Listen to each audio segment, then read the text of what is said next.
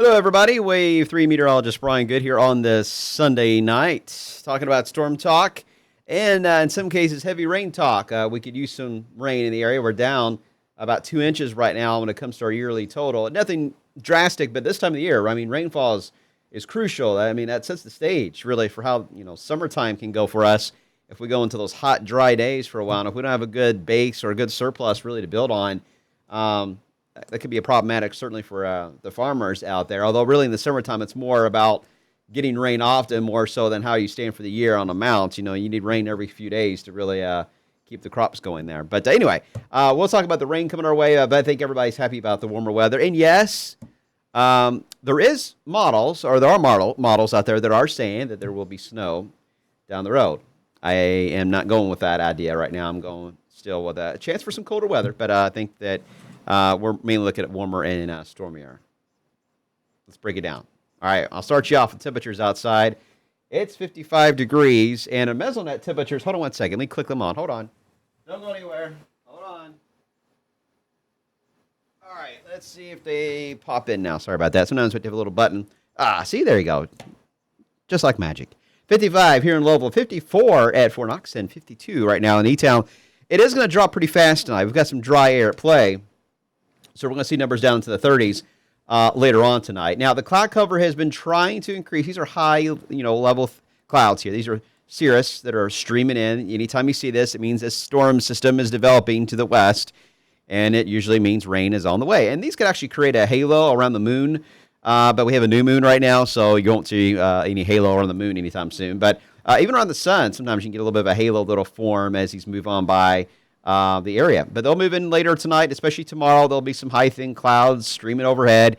They actually can make for beautiful sunsets and sunrises. So get your cameras ready on Tuesday. But no rain from this, all right? These are just cloud cover, clouds increasing. But we may see rain as early as late tomorrow night and early Tuesday morning because of this system right here that is moving our way. I mentioned these clouds are the leading edge of change, and that change is right here. Here's the low pressure. Here's a cold front attached to it. And it is going to bring a band of rain that's developing now across areas of New Mexico and areas of Colorado. That'll move in here as we head into tomorrow night and on Tuesday. There could be some showers with that, maybe a rumble of thunder. Nothing too crazy there, but there will be at least a small chance for rain as we head down the road. But the one we're going to be watching for the end of the week is this bad boy right here. Look at that thing. I mean, that takes up a good chunk of the real estate here of the Northern Pacific. I mean, this is a big storm here all wound up. Now, it's already what we call occluding itself out, which means it's kind of losing the characteristics of a warm front and cold front altogether. It'll kind of get itself reorganized once it moves to the Rockies, but at this point, I do not see a high severe weather threat with this system, and I'll explain why in just a second. First off, let's get through, let's say, Wednesday. Notice, it says through Wednesday, but notice the clock that's located here on the actual banner. That's what we're going to go by here as we go through time. Tonight, no problems. Tomorrow, clouds increase, as I mentioned, but tomorrow night into early Tuesday morning, in advance of the system moving in, there could be a few sprinkles or maybe a brief shower. Again, it's showing 3 o'clock in the morning there on Tuesday. It's not going to be anything widespread, but just keep in mind there could be some raindrops early on Tuesday. As we head throughout Tuesday itself, the front will kind of stall itself out over the area, and there could be some showers that may generate along that, and maybe a rumble of thunder Tuesday afternoon. I've got rain chances right now pretty low because I think the dry air is going to win out initially. I'll decide later for the 11 o'clock news, and certainly tomorrow. I'm filling in for Kevin tomorrow on the evening shows, and I'll decide then if I need to raise the total or the percentage here on Tuesday a little higher in the afternoon. But right now, I'll keep it low. But either way, the important thing about this setup is that this cold front itself is actually going to come through the area, but then it's going to stall. And see this little hint of a warm front? That is going to become the main front, and it's going to dominate and take over the cold front and lift back to the north. So we're going to see a nice surge of warm air as we get early on Wednesday here. Temperatures at night, especially Wednesday night, probably will not fall much below 60 degrees.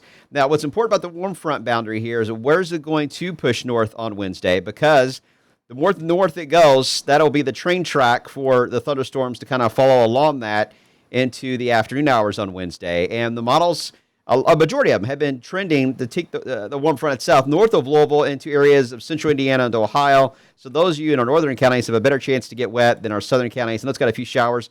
These are more instability showers. And we got to watch those because when they develop on the south side of warm fronts like that, sometimes you can get some stronger storms with some hail out of some of these. So we'll watch that as we get into Wednesday afternoon, especially if we get temperatures. I mean, it's going to be a mixed sky through here. There's going to be some sun every now and then, break it out in our southern tier, and that'll send temperatures way into the 70s. In fact, on Wednesday itself, we're going to have a tight gradient. I mean, temperatures well into the 70s here south of the front, and then temperatures likely stuck in the 50s north of the front. And, I mean, it's going to vary a lot across our 29 counties, north to south, depending on where that front sets up. But the point of that is that areas that do climb into the 70s could see some stronger storms Wednesday afternoon. Otherwise, it's mostly going to be a heavy rain threat along the north of the front for Wednesday, and we just got to figure out where it's going to go. But it'll keep on lifting northbound as we head into time. Now, once it does, a new storm, the one I showed you in the Pacific Ocean, that is going to move in here. At this point, Thursday evening, it's going to be located across areas in northern Missouri, and it will have a cold front with it, with a band of rain and some thunder. Now, what's interesting about this front is it moves through on Friday itself. It's going to be, if you look at the angle here of the lines, the isobars, that's what we call that, the lines of equal pressure. Notice the general slant to them is kind of in this direction here, forward slash, basically.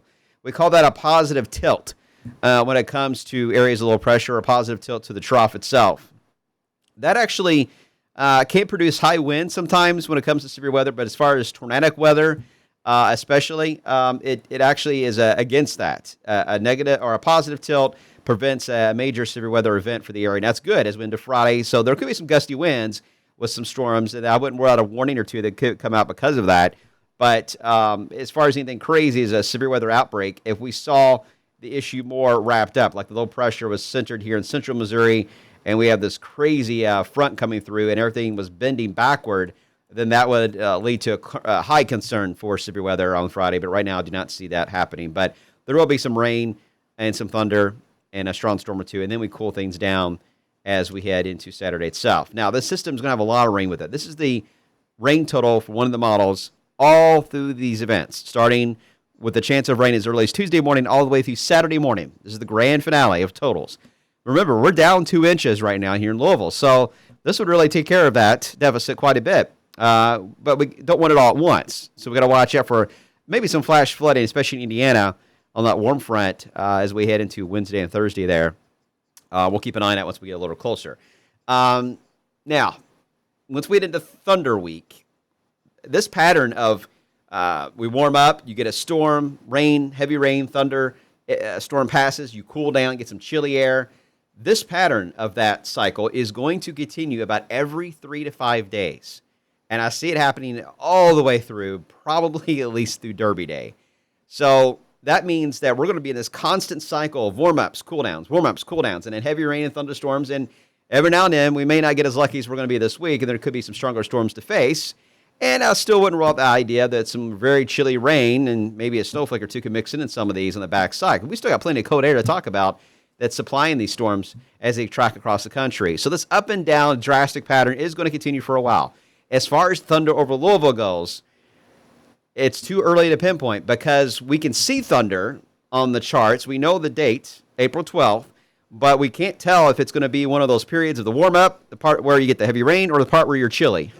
And the models change every day on the 12th. Sometimes we're one direction or the other. So just keep in mind that it's going to be a while before we can nail down the thunder forecast. But keep your fingers crossed that we can be in one of those upswings at the time of the 12th where we enjoy a nice, sunny, warm day and not a heavy rain day so it doesn't mess with the air show or even the fireworks, obviously.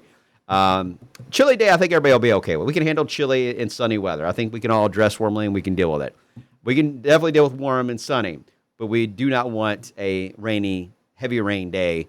I think that would just be a mess for everything involved. But we'll keep an eye on it, and as always, I'll be blogging about it, and once I see a definitive idea where we're going to line up with that pattern, I'll let you know. But right now, I can't say for much confidence. It's just too much variance. These storms are so many of them. Between now and the 12th, I would say we have at least 4 low pressures we're going to have to deal with between now and then. So enjoy the ride. It's going to be kind of crazy the next few weeks. Lots of ups and downs, but at least we've got a lot of rain to talk about. But be on your guard because we're getting to that time of the year now. We've got to watch out for the chance for stronger storms moving through the area. I think we're okay for the most part this week. A few strong ones here and there, but as far as a major outbreak of severe weather this week, I do not see it taking place. And that's good because, by the way, the 3rd coming up is the 40th anniversary of the 1974 super outbreak. We're going to talk a lot about that into the coming days. All right, thanks for watching. I appreciate it. I'll see you tonight coming up at 11 o'clock.